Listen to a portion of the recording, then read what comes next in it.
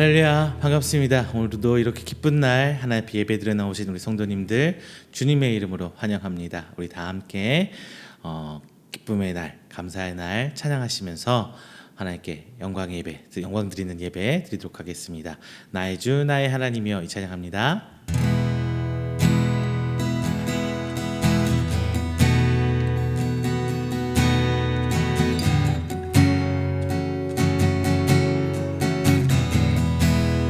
주 나의 하나님이여, 나의 주 나의 하나님이여,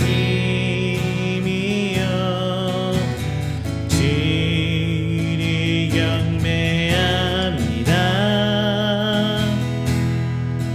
주 사랑하는 나의 마음이 주께서 나이다. 깨뜨릴 옥함 내게 없으며 주께 드릴 양이 없지만 하나님 영찬대로 날 믿으사 새 영을 내게 부여 주소서.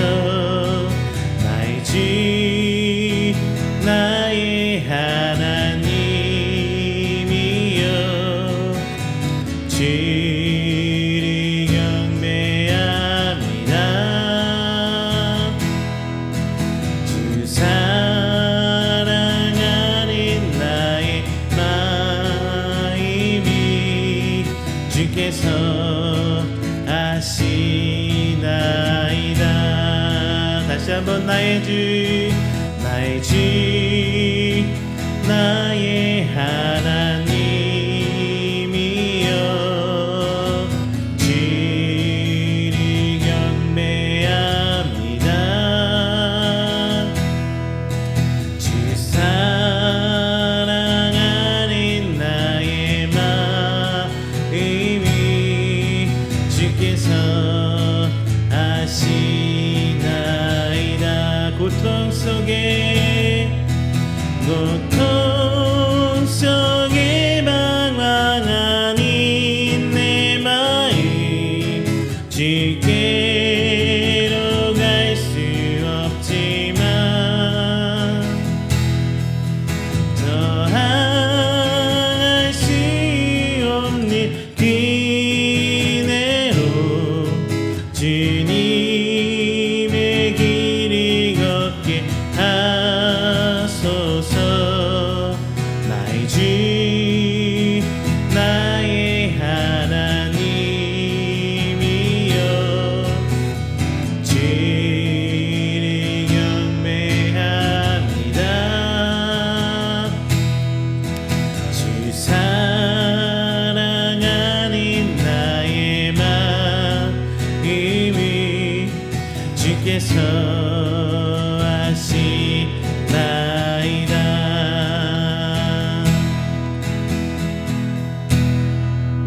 할렐루야, 우리 시간 다 함께 우리가 드리는 귀한 예배를 위해서 기도하는 시간 갖도록 하겠습니다. 사랑의 하나님, 감사합니다. 오늘 귀한 성도들 함께 모여 주님께 예배 드립니다. 이 예배를 통하여 주님 영광 받아주시고 온전히 주만 바라보며 주를 향해 나의 손길과 발걸음 내딛는 저희들 되게 하여 주시옵소서. 오늘 시간 찬양 곡중 있는 기도 되게 하시고 오직 하나님께 회개하고 나와 주의 형상을 회복하는 귀한 예배 되게 하여 주시옵소서. 또한 귀한 말씀이 하나님의 형상을 회복하며 감사와 영광을 하나님께 드릴 수 있는 그 말씀 되게 하시고 오직 하나님께 나아가는 우리 성도들 귀한 시간 되도록 주 아버지 인도하여 주시옵소서. 마지막 우리 이음교회가 세워짐에 주 하나님 그 역사 우리 저희 사역 가운데 함께 하시사 진정 하나님께서 원하시는 그 모든 사역 우리 이음교회 감당할 수 있게 하여 주시옵시고 진정 하나님께서 원하시는 그 사역에 매진할 수 있는 우리 이음교회와 성도님 될 수 있도록 주 아버지 인도하여 주시옵소서라고 간절히 기도하도록 하겠습니다. 기도합니다. 사랑과 충만하시네 하나님 아버지 감사합니다. 하나님께 인도함 받은 우리 성도 되시어 나와주니 아버지 예배합니다. 진정 주 앞에 나아갈 수 있는 귀한 시간 되길 간절히 소망합니다. 이 시간을 통하여 주님의 체험하길 원하오니 주 앞에 시간 하늘 여시고 진정 주 앞에 나아갈 수 있는 시간 되길 주시옵소서. 감사드립니다. 모든 분들의 진정에 나가기 원하오니 이 시간 저희들 모든 찬양과 저희 모든 기도들이 주 앞에 나갈 수 있는 시간 되게 해주셔서 주님 응답하시는 때까지 이 찬양하기를 어찌 않게 해주십시오.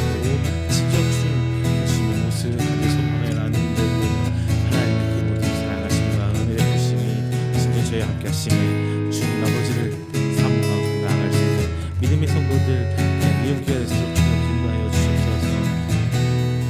이 모든 것들이 모두 주 하나님 나아가는 것이다. 아버지 모든 것들을 주님 아버지 앞에서 주시고 인도하여 주시사 세상 가운데 살면서 타협하고 좌절하지 않고 패배하지 않는 우리를 인도하여 주시옵소서. 진정 주 앞에 갈 때가 없어서 그 순간 어려운 일들이 나타나올 때마다 주님 아버지 굴하지 않고 믿음 붙들고 나아갈 수 있는 진정 하나님의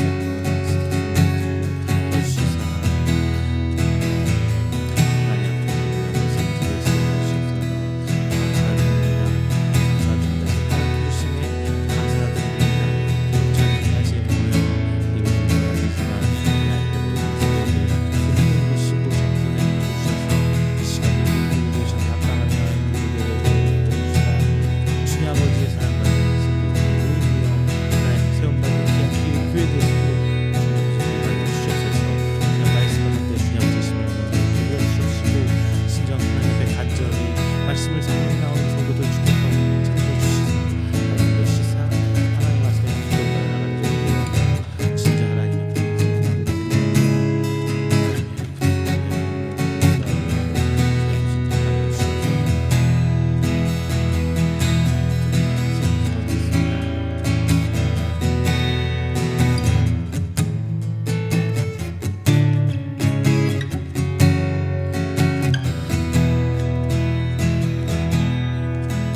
함께 찬양합니다. 원하고 바라고 기도합니다.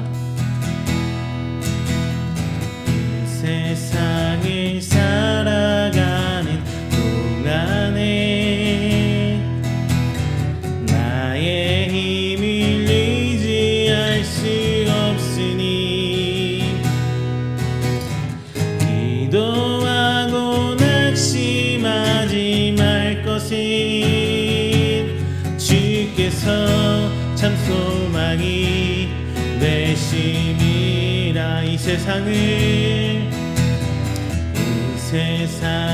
살아가는 동안에 나의 힘을 의지할 수 없으니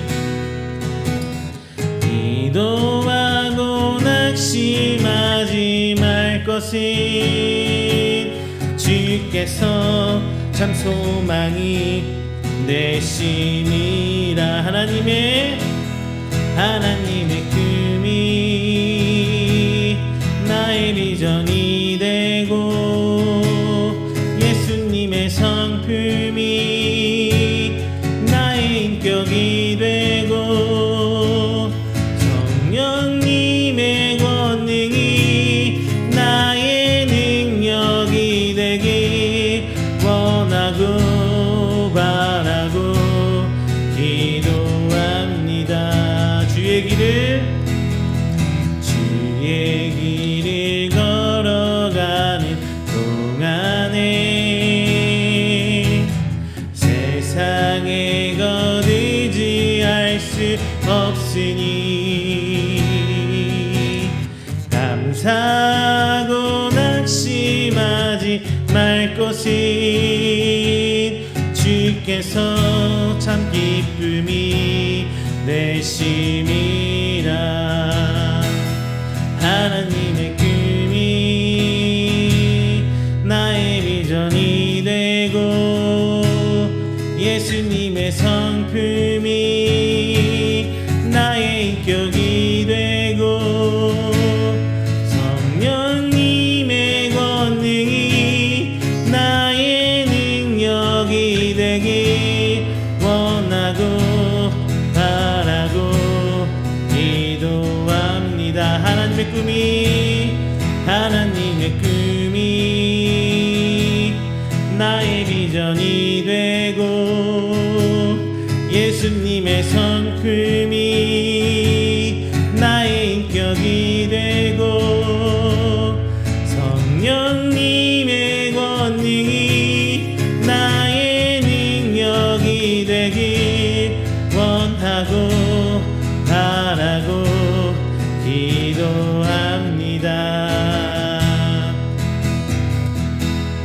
은혜 아니면 살아갈 수가 없네.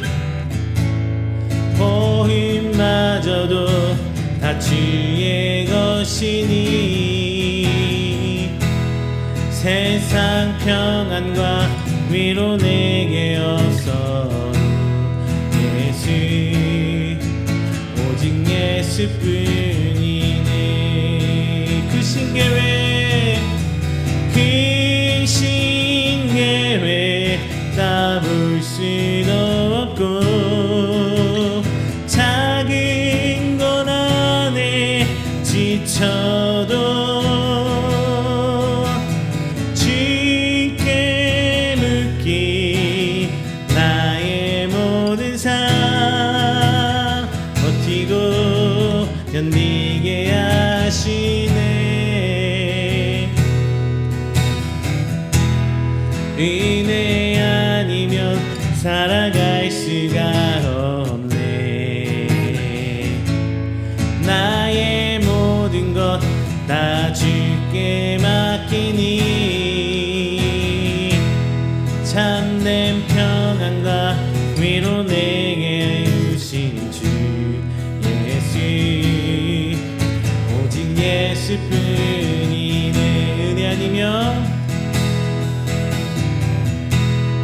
은혜 아니면 살아갈 수가 없네. 복음마저도 다 주의 것이니 세상 평안과 위로 내게 없어도 예수 오직 예수뿐이네. 그 신계획 다 볼 수도 없고 작은 것 안에 지쳐도 주께 묻기 나의 모든 삶 버티고 견디게 하시네. 은혜 아니면 살아갈 수가 없네. 나의 모든 것 다 주께 맡기니 참된 평안과 위로 내게 주신 주 예수 오직 예수뿐이네. 그 신계획 다 볼 수도 없고 작은 것 안에 지쳐도 그 신 묻기 나의 모든 삶 버티고 견디게 하시네. 은혜 아니면 살아갈 수가 없네. 나의 모든 것 다 주께 맡기니 참된 평안과 위로 내게 주신 주 예수 오직 예수뿐이네.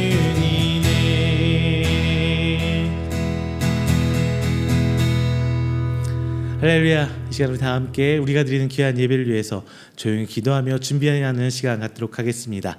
다 함께 기도합니다.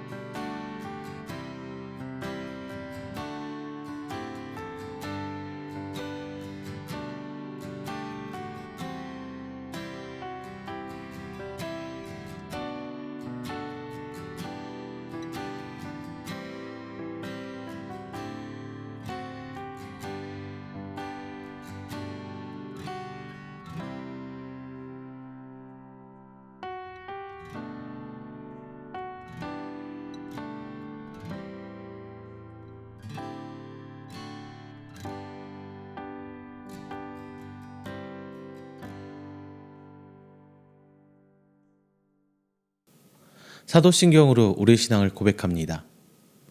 전능하사 천지를 만드신 하나님 아버지를 내가 믿사오며 그 외아들 우리 주 예수 그리스도를 믿사오니 이는 성령으로 잉태하사 동정녀 마리아에게 나시고 본디오 빌라도에게 고난을 받으사 십자가에 못 박혀 죽으시고 장사한 지 사흘 만에 죽은 자 가운데서 다시 살아나시며 하늘에 오르사 전능하신 하나님 우편에 앉아 계시다가 저리로서 산자와 죽은 자를 심판하러 오시리라.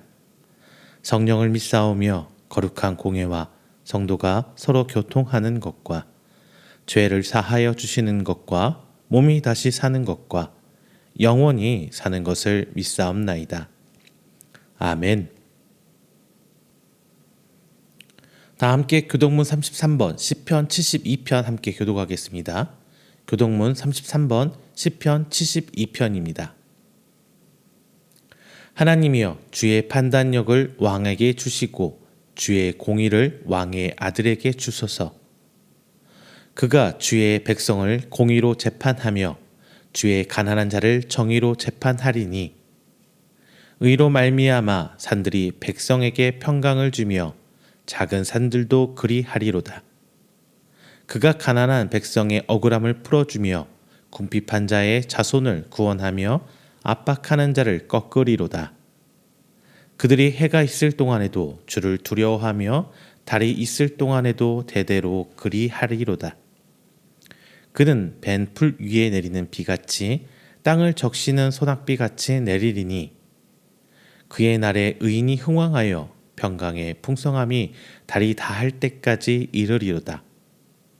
그가 바다에서부터 바다까지와 강에서부터 땅끝까지 다스리리니 모든 왕이 그의 앞에 부복하며 모든 민족이 다 그를 섬기리로다. 아멘. 다 함께 찬송가 246장 찬양하겠습니다.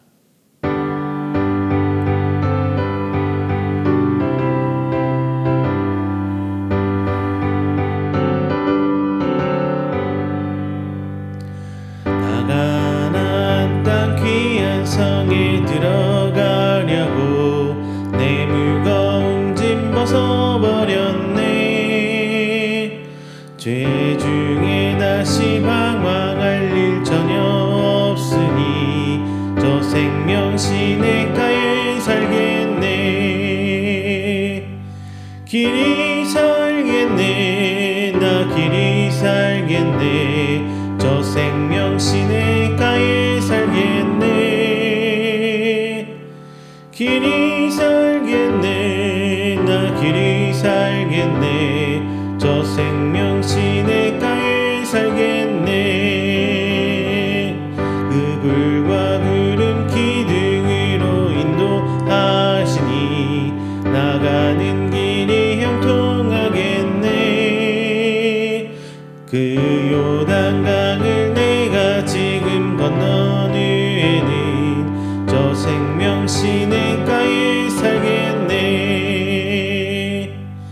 길이 살겠네. 나 길이 살겠네. 저 생명 시냇가에 살겠네. 길이 살겠네. 나 길이 살겠네. 저 생명 시냇가에 살겠네. 내 주린 영원만 나로서 먹여주시니 그 양식 내게 생명 되겠네. 이후로 생명 양식 주와 함께 먹으며 저 생명 시냇가에 살겠네. 길이 살겠네. 나 길이 살겠네. 저 생명 시냇가에 살겠네. 길이 살겠네. 나 길이 살겠네.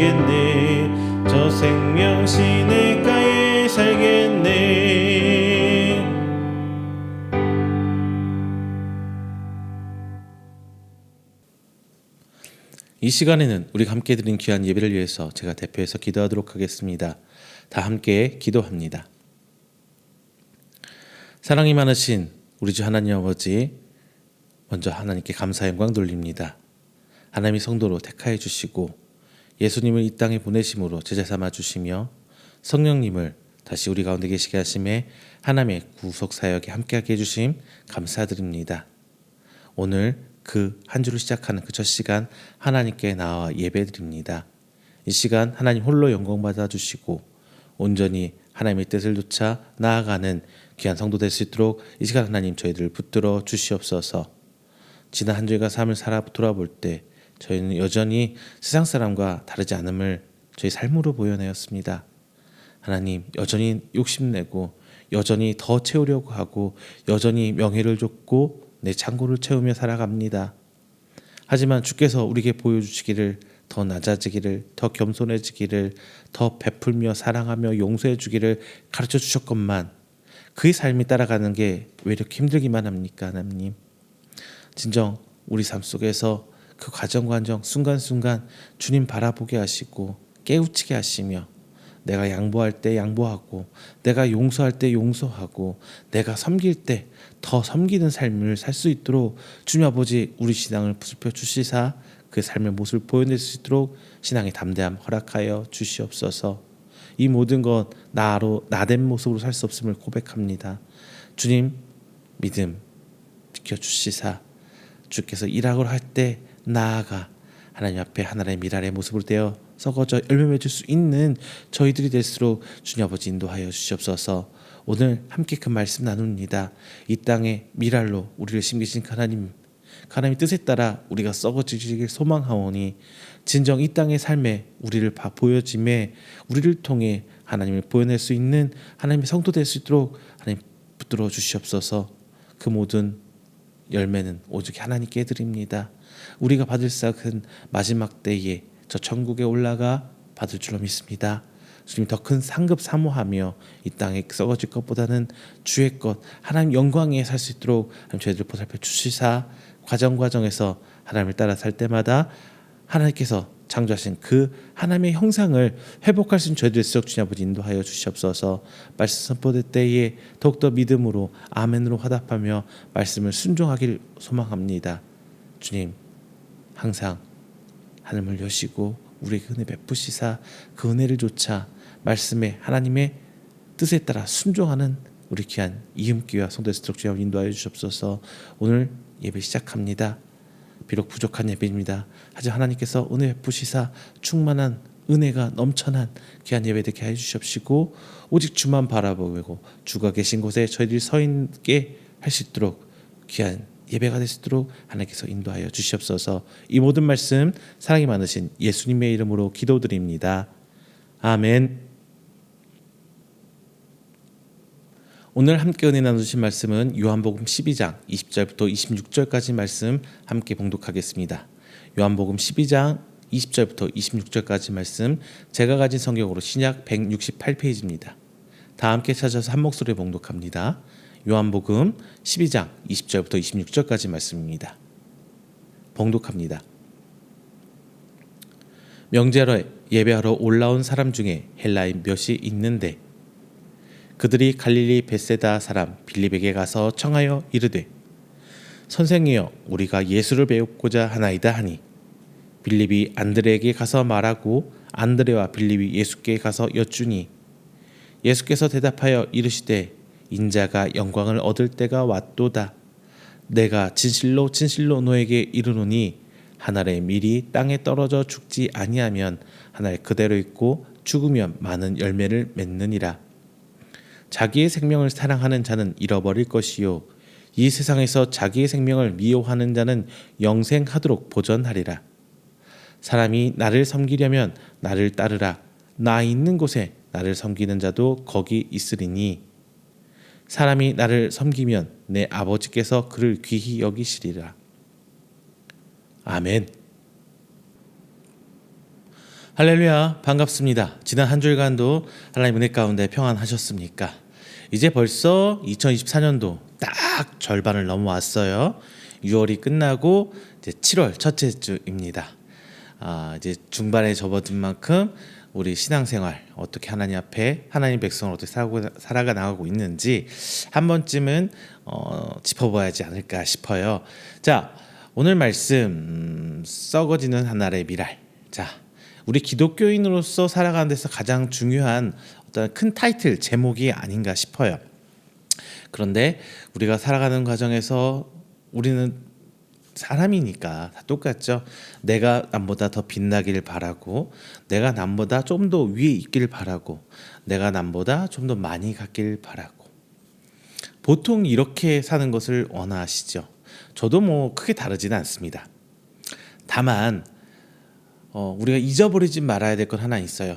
우리는 궁극적으로 이 땅에서 하나님 백성으로 살아가는 데 있어서 내가 겸손하게, 내가 썩어져서 하나님 말씀을 이루는 그 초석이 돼야 되는 도구 혹은 하나님의 종의 역할을 하는 사람들이지, 결단코 내가 반짝반짝 빛나고 예수님보다 더 나아게 내가 돋보여야 되는, 내가 주인공이 되는 삶을 사는 사람은 기독교인이 될 수 없다는 것은 분명히 짚고 넘어가야 될 것 같습니다. 자, 오늘 말씀 요한복음 12장 말씀인데요. 오늘 말씀 보면 이제 6월절을 맞아 헬라인들이 예루살렘을 방문하는 기록이 나와요. 이거 전체적인 공간 복음에는 나오지 않죠. 마태, 마가, 누가 복음에는 나오지 않아요. 자, 근데 세례 요한 아니죠. 예수님 사도 요한 같은 경우는요. 요한은 이것을 기록하면서 공생의 절정에 이를 무렵, 그러니까 예수님의 사역이 절정에 이를 무렵에 이 사건을 소개함으로써 예수님의 구속 사역에, 예수님이 구원하는 그 사역에 참된 의미를 우리한테 알려주고자 하지 않았나 싶습니다. 즉 요한복음이 전하는 예수님의 모습은 하나님의 아들, 이 세상을 구원하는 하나님의 모습이 잘 나타나 있어요. 마태복음에서 나왔던 부분과는 왕적 메시아의 부분이고, 그리고 마가복음은 기촌을 닫아 놓고 있고요. 누가복음 같은 경우는 인간에 된 그 인자된 예수님의 모습을 잘 보여주고 있어요. 반면에 요한복음 전체적으로 깔려 있는 모습이 뭐냐면은 하나님의 아들, 우리 인간을 구원하시는 하나님의 아들을 표현해주고 있습니다. 따라서 사도 요한은 여기서 빛으로 오신 하나님의 아들 예수님을 믿는 사람들은 그가 비록 이방인이라 할지라도 하나님의 자녀, 빛의 자녀가 될 수 있다는 점을 이야기하고 있고요. 만약에 예수님을 따라서 빛의 아들, 하나님의 구원 석사에 들어오지 않는다면, 예수님을 거부한다면 심판을 받게 되리라는 것을 명백히 요한복음 전체에 깔아주고 있어요. 예수님께서는 본장에서 예수님을 찾아온 이방인들, 헬라인들을 보시고 이제 영광의 때가 왔다라고 말씀을 하십니다. 이 영광의 때는 예수님을 믿은 사람들이 하늘의 미랄이 되어서 이 세상에 썩어져 유대인뿐만 아니라 이방인들도 그 미랄로서 뿌리 내리고 자라서 열매를 맺을 수 있다는 점을 오늘 본문에 밝혀주고 계세요. 자, 예수님께서는 생명까지 바치셔서 십자가에 못 박혀 죽으시기까지 이 땅에 떨어져서 미랄로 썩어져서 그 열매가 맺었어요. 그 열매가 바로 뭐예요? 우리들이에요. 구원받은 우리들. 우리 모든 인간들에게 예수님만 믿으면 구원받을 수 있다는 그 기회를 우리에게 열매로 주신 것입니다. 자, 우리는 예수님처럼 썩어가는 미랄이 되고 있습니까? 아니면은 썩지 않는 모습으로 여전히 나는 나야 하면서 이 땅에서 내 모습 그대로 유지하면서 씨앗채로 있고 계십니까? 자, 오늘 말씀을 통해서 나의 신앙생활 올해 한 반절 지나왔으니까요. 지난 반년간의 삶을 한번 짚어보고 다시금 잘못된 게 있다면 되돌아보고 회개하면서 이 땅의 그리스도인으로서 썩어져 열매 맺을 수 있는 미랄이 되는 여러분 되시기를 주님의 이름으로 축원드립니다. 이 미랄이 저는 먼저 첫 번째 이렇게 말씀드릴게요. 본문에서 썩는 하늘의 미랄이 우리는 되어야 돼요. 하늘의 미랄이 먼저 되어야 됩니다. 자, 당시에 예수님의 소문이 이제 막 퍼져나가고 있었어요. 제가 말씀드렸죠. 예수님의 공생의 사역이 정점에 이를 때 막 그 치료도 하시고 귀신 들린 자도 쫓으시고 이적을 베푸시면서 예수님 사역이 막 소문이 막 퍼져나가고 있을 때예요. 그때 이제 예수님이 소문을 듣고 헬라인들도 예수님을 찾아옵니다. 이 당시에 보면은 유대교라고 할게요. 유대교는 예수님 오시기 이전에 유대교는 유대인들만 믿을 수 있는 상황은 아니었어요. 그냥 혈통상 유대인들만 하나님을 믿을 수 있는 건 아니고요. 하나님의 말씀을 따라 살고 할례를 받고 하면은 그들 유대교 하나님의 말씀을 배워 믿는 하나님의 백성이 될 수 있었어요. 많지는 않았어요. 근데 소수들이 있었는데 오늘 말씀에 등장하는 이 헬라인들은 여러 곳에 비록 흩어져 살고 있었지만 하나님을 믿고 하나님 말씀을 따라왔고 그리고 하나님을 경외하는 자들이었던 것은 분명해요. 즉 하나님 말씀을 이미 그들은 알고 있었어요. 배웠어요. 그런 믿는 이방인이었단 말입니다. 구약 성경에서 이미 이방인으로 유대교를 개종한 사람이 예루살렘 성전에서 예배드리는 것은 이미 허락된 거예요. 허용하고 있었어요. 이 사람들이 예수님의 말씀을 듣고 그리고 예수님의 표적들을 얘기를 들을 때 이제 이전에 개종한 헬라인들은 기존의 유대인들로부터 받았던 처우를 생각한다면 예수님의 복음을 듣고 환영할 수밖에 없었어요. 왜? 자기들이 아무리 할례를 받고 하나님을 믿는 백성으로 들어왔고 그리고 성전에까지 들어와서 예루살렘 성전에까지 들어와서 예배를 드리고 제사를 드릴 수 있었지만 여전히 그들 사이에서 차별이 존재했어요. 하나님 율법 안에 들어왔지만 유대인들은 그들을 차별했단 말이에요. 그러니까 예수님이 복음을 들었을 때 그들은 어때요? 이방인도 하나님 자녀가 될 수 있고 예수님 그랬잖아요. 먼저 되는 자가 나중 되기도 하고 막 이런 얘기 하니까 그들 입장에서는 예수님 복음이 너무 반가웠던 거예요. 그래서 이 복음을 듣고 따라온 헬라인에게 예수님의 소식, 즉 복음을 전한 사람이 있었습니다. 이 사람들은 헬라인들 보기에 믿을 수밖에 없는 진리를 듣고 삶을 살아가는 분명히 그런 사람들이었어요. 이 헬라인들은 말이죠. 자, 한 알의 미랄이 썩어져 열매를 맺는다는 것은 당연한 진리죠. 특히나 농사 짓는 사람들 너무나 잘 알 거예요. 씨가 썩어져서 이제 껍데기를 까고 뿌리를 내리고 올라와야 열매를 맺잖아요. 당연한 진리예요. 보편적 원리입니다. 그런데 이것을 우리 삶에서 이제 적용해 보면은 그 기저의 바탕에 희생이 깔려야만 추수할 때 추수할 수 있는 열매를 맺을 수 있다는 거예요. 굉장히 중요한 진리입니다. 씨가 열매를 맺을 때까지 그 숭고한 희생, 엄청난 그 노력이 없었다면 과연 열매가 맺을 수 있을까요? 예수님께서는 우리 죄로 인해서 고난받으시고 십자가에서 물과 피까지 다 쏟으셨어요. 그리고서 죽으신 그 희생으로 인해서 이제 만민이 모든 사람이 이 지구상에 이전부터 이후에 태어난 모든 사람들까지 다 구원받을 수 있는 은혜가 허락되었습니다. 이와 함께 예수님을 믿어서 제자된 우리가 어떻게 살아야 될지 그 말씀을 잘 보여주는 말씀이 본장의 말씀입니다. 25절 보면은 이제 이기심과 탐욕이 가득한 이 세상에서 그리스도 예수님의 말씀으로 살아간다는 것은 많은 손해와 핍박, 고난이 수반된다고 이야기해주고 있어요. 그건 여러분들이 더 잘 알잖아요. 예수님 믿고 사는데 아무 핍박도 없고 아무 손해도 보지 않고 산다. 그게 가능합니까? 제가 되묻고 싶어요. 이게 가능한 삶이에요?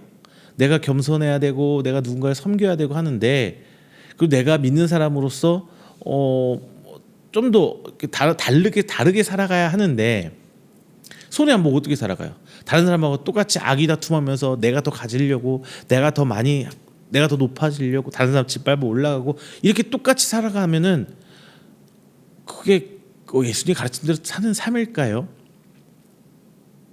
저는 그건 아니라는 생각이 들어요. 성경에서 너희 고관이 돼야 돼. 높은 직급에 올라야 돼. 돈을 많이 벌어서 부자가 돼야 돼. 뭐 이렇게 성경에서 가르치고 있나요?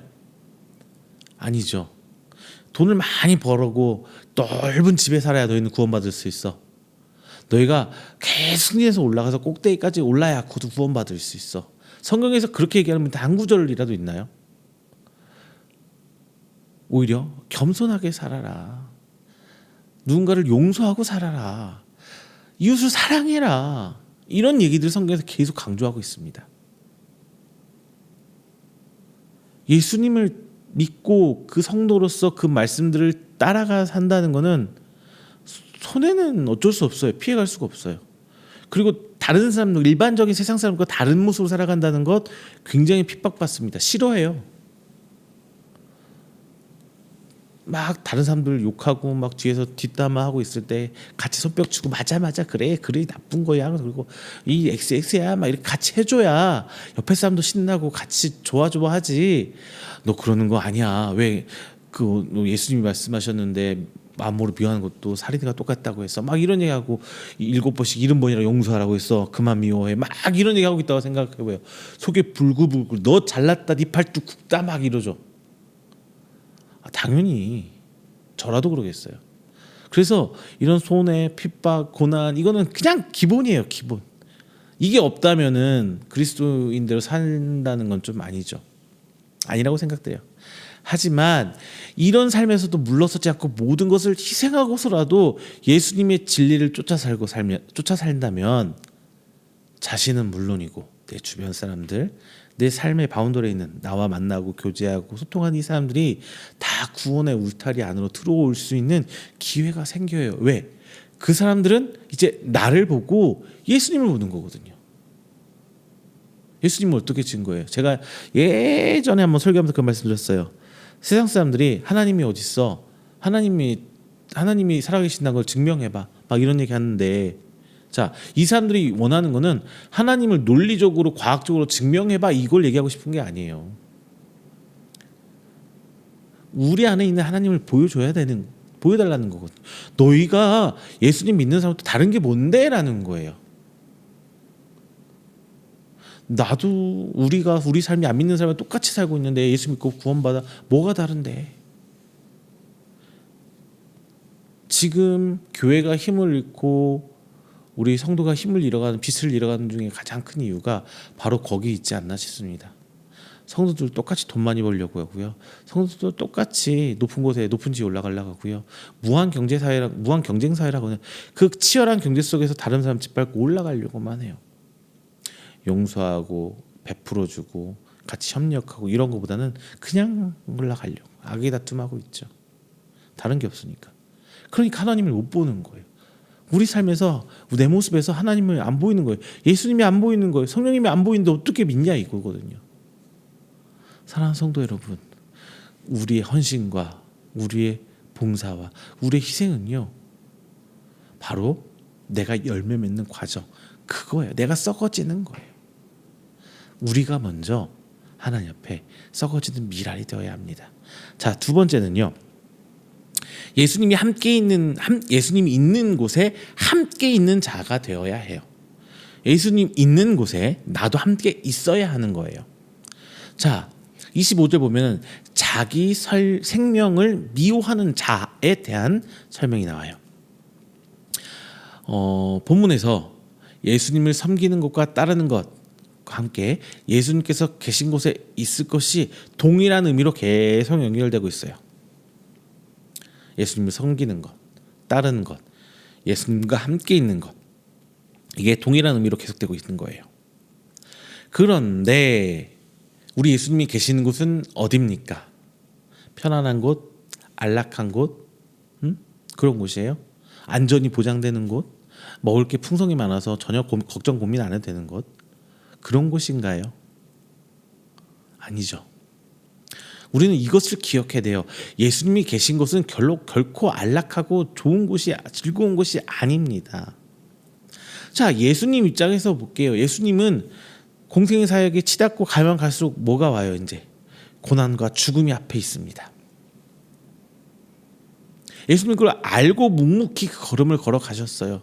예수님도 그 길이 힘들었죠. 그러니까 기도할 때 이렇게 하실 수 있거든. 이 잔을 내게 넘겨주시옵소서. 하나님 나 이거 너무 아프고 힘들어요. 하나님 굳이 이렇게 해야 됩니까? 우리 식대로 표현하면 이거예요. 하나님 굳이 꼭 이렇게 해야 돼요? 자, 이거거든요. 예수님은 이렇게 십자가 고난을 지셨어요. 그렇다면 제자들도 함께 져야죠.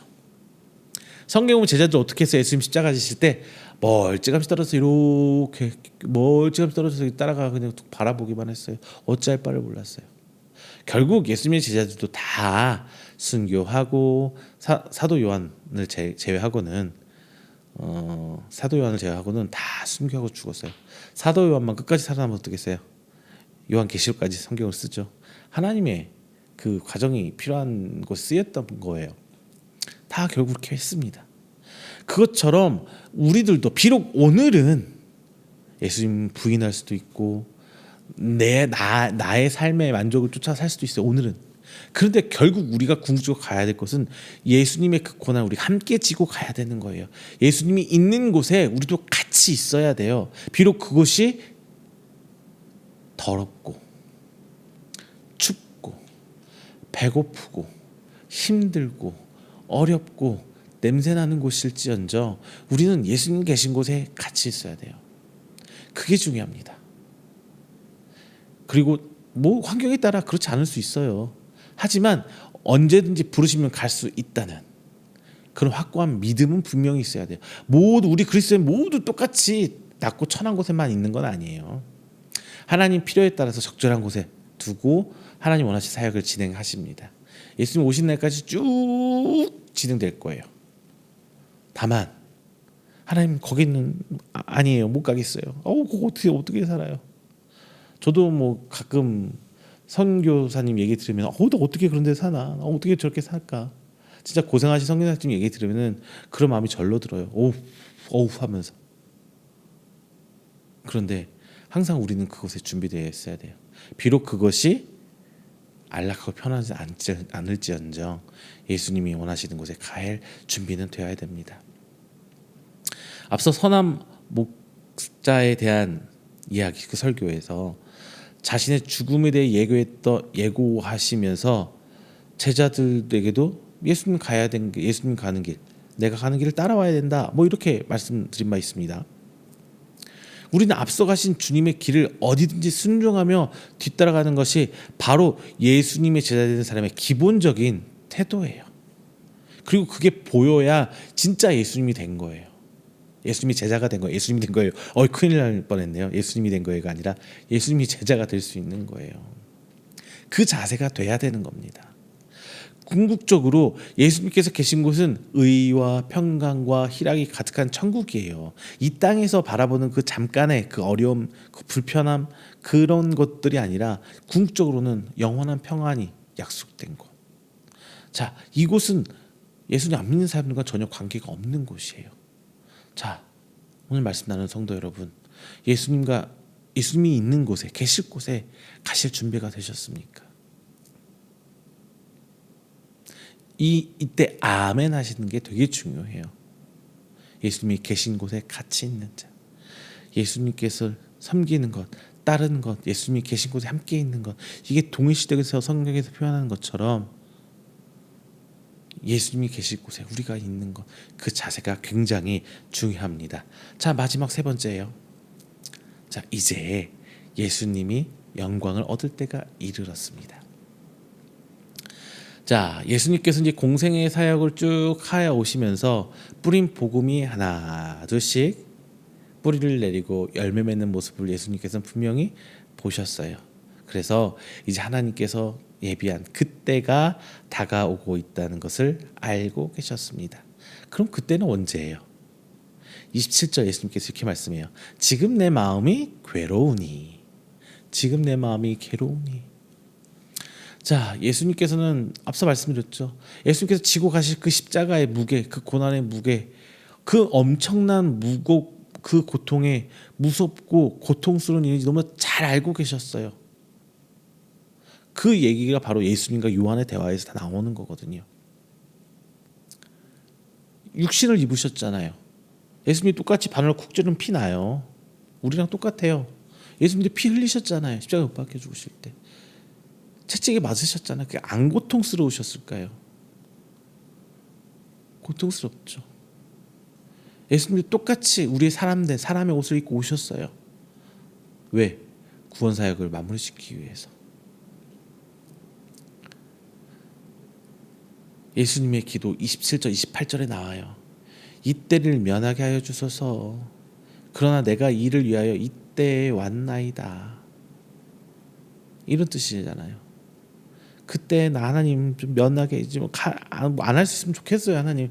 근데 내가 온 거는 이 땅에 그것 때문에 왔으니까 가라면 가겠습니다. 이 얘기거든요.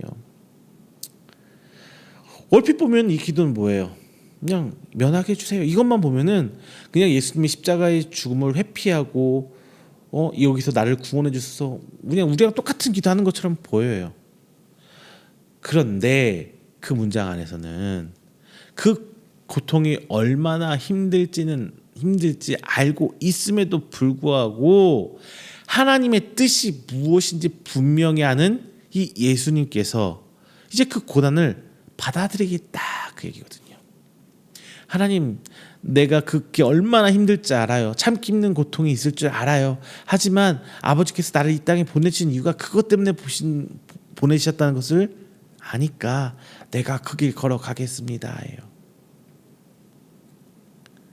우리 목회자들이 다 그래요. 솔직히 말해서 100명 중에 1명 정도, 목회자들 100명 있으면요, 한두 명 정도나 이렇게 생계 걱정을 안 하고 살 수 있고요.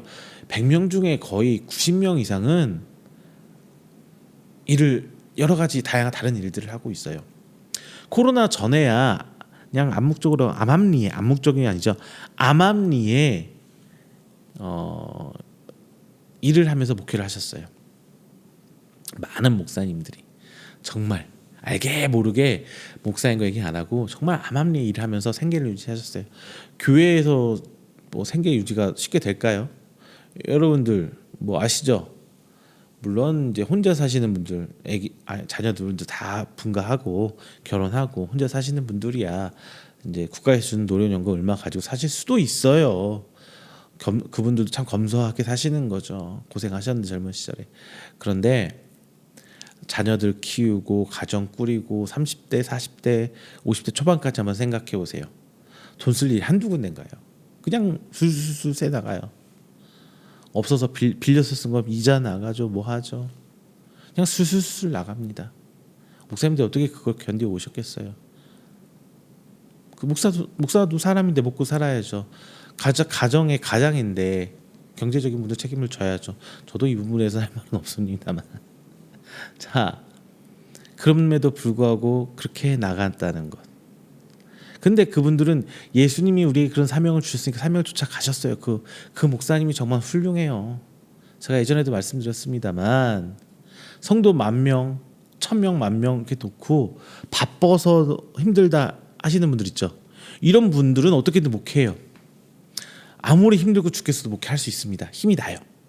그런데 성도 10명, 11명, 12명 이렇게 성도 놓고요. 20년, 30년씩 목회한다는 거 보통 믿음 아니면 못합니다. 그게 얼마나 힘든데요. 저도 그분들과 10년, 20년까지는 안 해봤지만 코로나 겪고 오면서 정말 피눈물 나요. 내가 사역을 왜 하고 있는지부터 시작해서 별별 생각이 다 듭니다. 정말 힘들어요. 성도 하나도 안 난 적 있을 때 혼자서 말씀 선포하고 이럴 때 정말 힘들어요. 차라리 지금은 여러분 앞에서 카메라 앞에 놓고 유튜브 나가고 이런 영상도 보고 막 하고 있으니까 좀 마음이 편안한데요. 진짜 코로나 땅 터지고 중간에 코로나 잠깐 풀렸다가 또 터지고 막 할 때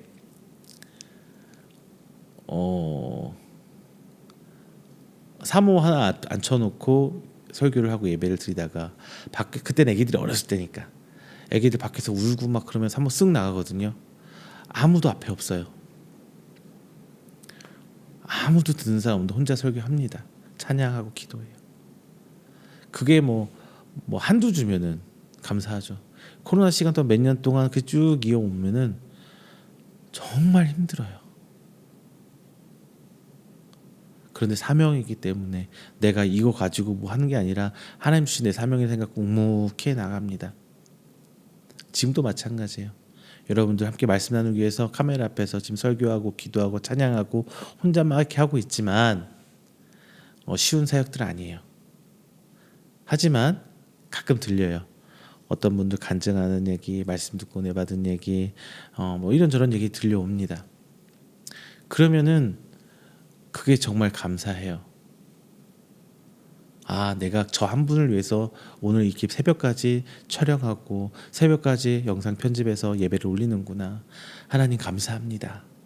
내가 저 한 분을 위해서 저렇게 했구나. 이번 주는 누구 한 분을 위해서 이렇게 해왔구나. 하나님 감사합니다. 그래도 이렇게 멀리 있는 분들도 이렇게 말씀 나눌 수 있는 기회를 허락해 주시고 하나님 이렇게 자리 허락해 주셔서 너무 감사합니다. 이런 기도가 나와요. 이런 것처럼 그냥 그 고난을 받아들이고 그 어려운 환경을 받아들이고 그 가운데 묵묵해가는 그 사역들이 얼마나 힘들겠어요. 하지만 하나님 앞에서 얼마나 귀할까요? 이 땅에서 많은 성도들 앞에서 좋은 옷 입고 좋은 거 먹고 좋은 차 끌고 다니면서 신방 다니고 저도 부러워요, 솔직히. 부러워요. 근데 저는 저대로 하나님께 주신 사역의 그릇 안에서 해 나가야 되죠. 자, 예수님께서는 그 와중에서 온전히 하나님께 모든 영광을 돌리고 있습니다. 비록 자신이 엄청난 고난을 받을지라도 그로 인해서 온 인류가 구원을 지어줄 수 있다는 거 하나 보고 가는 거예요. 그리고 예수님께서는 자신이 아니라 하나님께 그 영광 돌리고 있는 겁니다. 세상은 자신의 영광과 혹은 자신의 목적과 혹은 자신의 비전을 위해서 희생을 마다하는 사람들이 많이 있어요. 그렇죠? 승진하기 위해서 막 갈아놓는다는 표현 많이 하죠. 내 인생 갈아놓는 거 승진하기 위해서 가정도 자녀들도 챙겨지고 그냥 일하느라고 죽도록 과로사라고 하죠. 그냥 일하다가 돌아가시는 분도 있잖아요. 그 정도로 죽도록 갈아넣어요. 혹은 나의 인생의 목표가 어려운 사람들 돕는 것. 그래서 어려운 곳에 막 복지하시는 분들도 계시고 또 의료봉사 하시는 분들도 계시고 막 힘든 곳에 가서 그렇게 하시잖아요. 그러다 그 와중에서 병들어 돌아가시는 분들도 있고요. 그 와중에 막 전쟁터 가서 봉사하시고 이런 분 많이 있잖아요. 하지만 모든 것은 결국 어떻게 돼요? 나의 영광으로 남는 거예요. 나의 영광으로. 자, 하지만 예수님의 모든 고난은 오직 하나님께로부터 시작한 은혜의 시작이기 때문에 온전히 하나님께 그 영광을 돌립니다. 자, 여러분, 이제 영광의 때가 와요. 열매 맺을 때가 와요. 그 영광의 대상은 누구예요? 하나님이에요. 그 열매를 취하시는 분이 우리인가요? 아니에요. 하나님이에요. 내가 하나님 일을 묵묵히 했을 때 내 인생의 성공을 거둘 수도 있고요. 세상이 말하는 성공입니다. 여기서는 세상이 말하는 성공을 거둘 수도 있고요. 부를 쥐어줄 수도 있고 명예를 걷어낼 수 있어요. 하지만 그게 나의 영광으로 끝나버린다면은 예수님의 제자, 그게 하나님의 열매가 될 수는 없죠. 모든 것을 하나님께 돌릴 수 있는 여러분 되시기를 바랍니다. 자, 말씀을 맺겠습니다. 28절 보면은 내가 이미 영광스러웠고 또다시 영광스럽게 하리라 이렇게 말씀하세요. 하나님께서는 이미 예수님의 공생애 동안 예수님을 통해서 많은 영광을 보셨고 많은 영광을 받으셨습니다. 그리고 다시 예수님의 죽음을 통해서 모든 영광을 받아주실 것을 약속해주고 계신 거예요. 우리는 이 땅에 뿌려진 하나님의 하나의 미랄입니다. 미랄의 숙명은 뭐예요? 썩어져서 이 땅에서 열매 맺어야 되는 거예요. 하나의 미랄이 줄기가 해서 열매를 곡식을 맺는다면 그 나라는 몇십 배가 많아지죠. 곡식 한 대에 그냥 우리 쉽게 말해서 미랄 안 보고 그냥 가을 논 한번 생각해 볼게요. 논. 이삭 익는 거 보셨어요? 몇 알에 맺히던가요? 한 알이. 그 한 뿌리가 맺어져서 어떻게 되던가요? 과연 우리는 이 과정에서 예수님을 영접하며 예수님 때문에 예수님이 거하시는 곳에서 썩어지고 계십니까? 지난 반년간의 삶을 보면서 진짜 내 삶은 예수님 위해서 내가 썩어지고 있습니까? 내가 헌신되고 있습니까? 내가 겸손히 하나님께 낮아지고 있습니까? 한번 보세요. 또 우리가 썩어져 맺어진 열매의 주인이 아니에요. 열매의 주인은 하나님이시라는 건 분명히 알아야 됩니다. 내가 심은 재물, 헌금을 통해서 그 열매를 우리 자녀들이 받는 것처럼 생각하지 마세요. 그거 믿지 마세요. 그거 믿지 마세요. 목사님들이 많이 설교하죠. 부모의 기도가 자녀에게 내려간다. 뭐 이런 기도 하죠. 부모가 자녀가 복을 받는다. 이런 거 믿지 마세요. 그건 법칙 아니에요. 만약에 그게 법칙이라면은 우리 부모님이 믿은 모태신앙들은 다 잘 먹고 잘 살아야죠. 그 당시에 우리 부모님들 새벽기도 엄청 열심히 하셨죠. 부흥회 새벽 말씀 사경에 엄청 하셨습니다. 뭐 울부짖는 게 장난 아니에요. 그런데 그렇게 되던가요? 진리는 예외를 허용하지 않아요. 마치 부모가 심은 것들이 자녀에게 복이 다 돌아온다는 것, 그렇게 생각하지 마세요. 내가 심은 열매는 온전히 하나님 거예요. 그러다가 혹여 그 부스러기가 내 자녀들에게 갈 수도 있고요. 내 이웃에게 갈 수도 있고요. 그건 뭔지 몰라요. 어떻게 될지 몰라요. 그건 오직 하나님이 결정하는 겁니다. 주인이 결정하는 거예요. 우리는 썩어져 없어지는 거예요. 그냥 우리는 희생하고 심고 영광은 하나님께서 취하는 겁니다. 우리의 싹은, 우리의 열매의 대가는 어디서 받는 거예요? 천국에서 받는 거예요. 그 천국에서 받는 겁니다. 우리는 그거 보고 사는 거예요. 그거 보고 믿는 신앙생활을 하는 겁니다. 그리고 31절, 이 세상의 임금이라는 단어가 나와요. 이것은 사단을 지칭하는 거거든요. 뭐 사단이라고 해도 되고요, 사탄이라고 해도 되고요, 뭐 다 같은 말입니다. 다른 거 아니에요. 자, 이거는 세상 임금의, 세상의 부귀영화는 한시적이에요. 한정적이에요. 결국 소멸하고 사라져 버릴 것들이지만 하나님께서는 결국 마지막 때가 오면은 이 세상 임금을 다 내쫓아 버시고 결국 완전한 진리로 왕 되신 예수님께서 모든 사람을 이끌는 약속이 32절에 나옵니다. 빛을 믿고 빛의 아들이 되어라. 이게 35절 36절 말씀이잖아요. 자, 예수님께서 우리에게 주신 복음을 듣고 믿을 수 있는 때는 한정적이에요. 영원하지가 않아요. 마지막 때가 약속돼 있어요. 심판의 때가 시시각각 지금 다가오고 있는 것이에요. 심판의 때는 어둠의 때라고 얘기해요. 하지만 그때에 가면은 이미 늦어버렸다는 건 성경은 계속 얘기하고 있습니다. 빛의 근원 되신 예수님을 믿고 하나님의 자녀로 빛의 자녀가 되어 이제 미랄이 되어서 썩어 열매를 맺는 것 같이 세상을 빛으로 밝혀주는 성도로 사는 여러분 되시기를 주님의 이름으로 축원드립니다. 기도하겠습니다. 사랑이 많으신 하나님, 감사 영광 돌립니다. 오늘 귀한 말씀 함께 나눴습니다. 말씀을 통해 예수님께서 이 땅에 오셔서 그 모든 고난, 그 십자가의 고난을 알고도 하나님께 기도하며 영광 돌리며 그 때를 향하여 나가는 모습을 바라봤습니다. 하나님, 우리의 삶이 진정 예수님을 쫓고 있는 삶이 맞는지요? 예수님이 계시는 곳에 우리가 함께 있는 삶이 맞는지요? 예수님께서는 우리에게 헌신을, 그리고 우리에게 봉사를, 우리에게 희생을, 우리에게 섬김을, 우리에게 사랑을 말씀하십니다. 지금 우리의 삶이 그를 쫓고 있는지요? 여전히 내 삶은 세상의 빛을 쫓아가고 세상 사람들처럼 바라고 욕심내고 쌓아놓고 그러고 있습니까? 하나님, 오늘 말씀을 통해 깨닫게 하옵소서. 진정 이 땅에서 썩어지는 그 한 알의 미랄이 저희들에게 하여 주시옵소서. 비록 이 땅에선 손해보고 어렵고 힘들고 핍박받고 고난받는 삶일지언정 그 모습이 진짜 예수님께서 원하는 삶이라면 그 믿음 갖고 담대히 받아들이며 나아가는 저희들에게 하여 주시옵소서. 이제 올 2024년 그 반기 돌아갔습니다. 오는 반년은 온전히 주의 삶을 찾아가기를 원합니다. 미처 우리가 깨닫지 못할 때도 하나님 인도하여 주시고 그 순간순간 그 어려움들, 그 아픔들 이겨낼 수 있는 새 힘 또한 허락하여 주셔서 진정 하나님께 온전히 영광 돌리고 열매 맺을 수 있는 그 썩어지는 미랄이 바로 우리가 되시도록 하나님 아버지 인도하여 주시옵소서. 이 모든 말씀 사랑이 많으신 예수님의 이름으로 기도드립니다. 아멘. 다 함께 찬송가 369장, 찬송가 369장 찬양하면서 준비하신 예물 봉헌하도록 하겠습니다.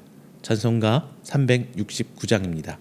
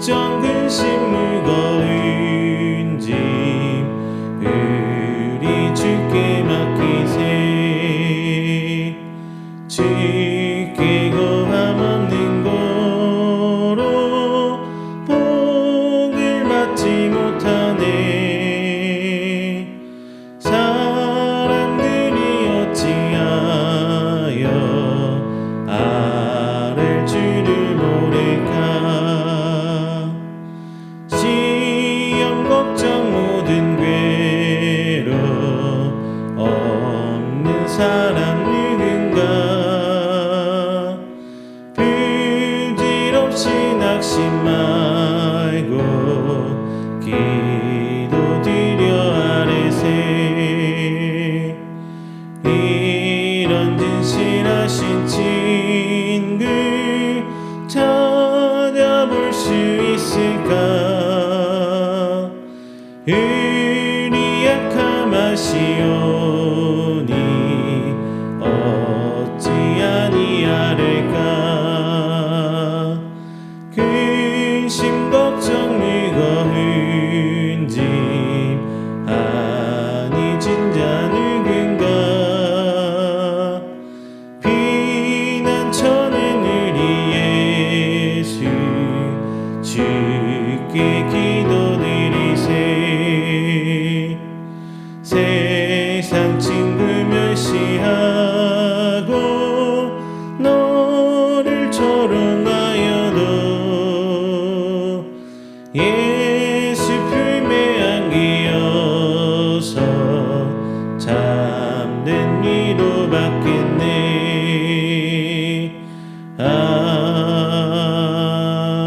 아멘.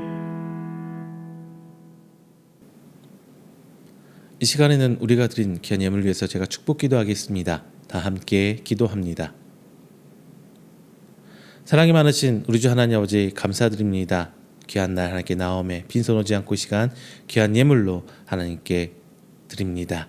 주님 기회 받아주시고 하나님 일하시고자 하는 곳에 기회 쓰임 받을 수 있게 하여 주시사 이것이 심겨짐에 이 예물이 심겨짐에 30배 60배 100배로 결실을 맺어져 하나님의 살아계심을 이 땅 만방에 드러냈을 때 귀히 사용되는 예물 되시도록 주께서 축복하여 주시옵소서. 오늘 귀한 예물 11조의 예물 감사의 예물 선교의 예물 하나님 주일 예물 하나님께 드립니다. 그 드려진 손길 하나하나 주께서 기억하여 주시고 오직 주께서 바라시는 귀한 교회의 모습이 오늘 이음교회와 함께 하시며 교회 사역에 귀 쓰임마다 진정 하나님의 구원 사역에 동참할 수 있는 우리 이음교회와 성도님들 그리 될 수 있도록 주께서 인도하여 주시옵소서. 각 드려진 손길이 쓰고 남아드림이 아니요 하나님 앞에 드린 귀한 신앙의 고백입니다. 하나님 그 손길 하나하나 기억하여 주시고 저의 가정에 저의 기관에 평강에 축복 허락하여 주시사 진정 화평이 넘치는 가정 사랑이 충만한 가정과 기관되도록 하여 주시사 진정 살아계신 하나님을 보여지고 이 땅에 심겨짐에 하나의 미랄로서 열매 맺을 수 있는 귀한 가정과 기관 될 수 있도록 주께서 축복하여 주시옵소서. 또한 저들 가운데 건강 허락하여 주심에 주님 사역에 충성 모사하도록 주께서 허락하여 주셔서 주님 오시는 그날까지 온전한 신앙 가지고 주님 사역에 충성할 수 있도록 주께서 복의 복으로 더하여 주시옵소서. 이 모든 말씀 사랑이 많으신 예수님의 이름으로 기도드립니다. 아멘. 다 함께 찬송가 29장 하시고 축도로 오늘 예배 마치도록 하겠습니다. 찬송가 29장입니다.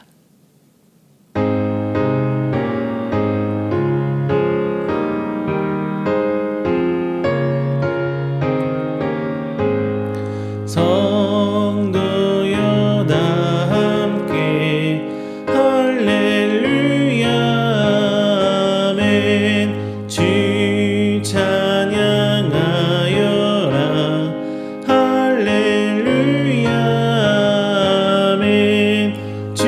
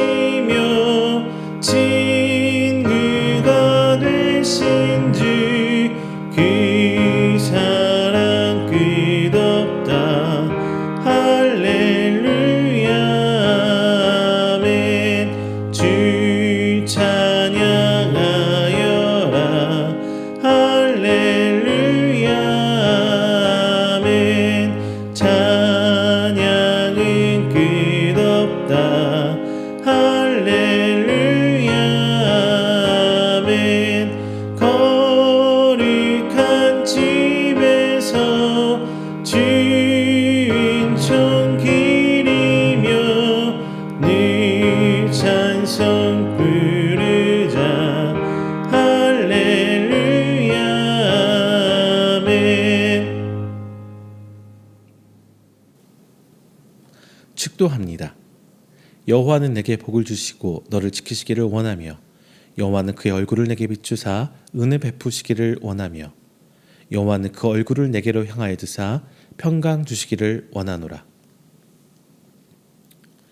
이제는 우리 주 예수 그리스도의 은혜와 하나님의 사랑하심과 성령님의 교통 교제하심이 오늘 이 자리에 나와 하나님을 예배하고 선포된 말씀을 하여금 이 땅에 썩어질 하늘의 미랄되어 열매로 하나님께 영광되기를 소망하는 우리 성도들의 머리 위에와 그의 가정과 직장과 사업장 그리고 그가 계획하는 모든 행사 위에 영원토록 함께 있을지어다.